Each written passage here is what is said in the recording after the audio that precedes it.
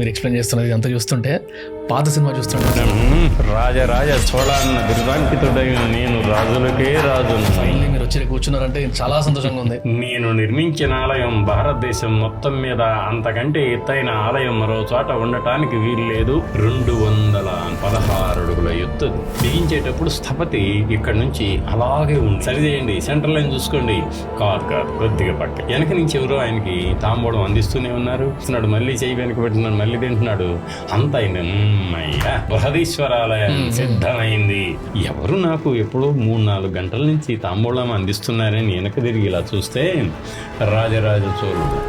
మహారాజా ఏమిటిది? తన కిరీటం తీసి ఆయన నెత్తిన పెట్టి రాజు తచ్చన్ అంటే శిల్పి ఇంగిరిందనింగ తచ్చనిల్లే రాజరాజ పెరుందచ్చన్. 2013లో కేదార్నాథ్ విగ్రహాన్ని కొంచెం జరపాలి అనుకుని జరిపిన కొద్ది గంటల్లోనే ఫ్లడ్స్ రావడం అనేది అదే temple reconstruction or temple restoration అసలు ఎట్లయితది అనే ఒక ఆశ్చర్యం కలిగించేది. కొబ్బరికాయ కొట్టి గుడి మీద ఒక రాయి తీద్దాం అని ప్రారంభిస్తుంటే ఊళ్ళో ప్రజలంతా చంపేస్తామని వచ్చారు.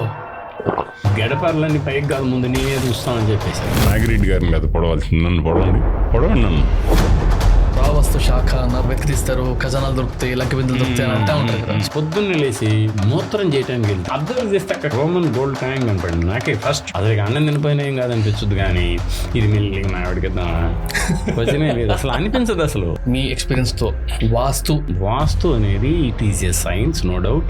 ఇట్టుండాలి, ఇది ఇట్టుండాలి, ఇట్టుండపోతే మీ ఆయన చచ్చిపోతాడని చాలా మంది చెబుతారు. మనసుని తిట్టేనేమో కూడా చచ్చిపోతాడా.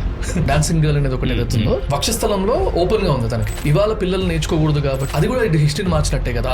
Go to 1000 Pillar temple, any other there are no blouses. అప్పటి నుంచి మీకు ఈ బ్లౌజెస్ వచ్చినాయి.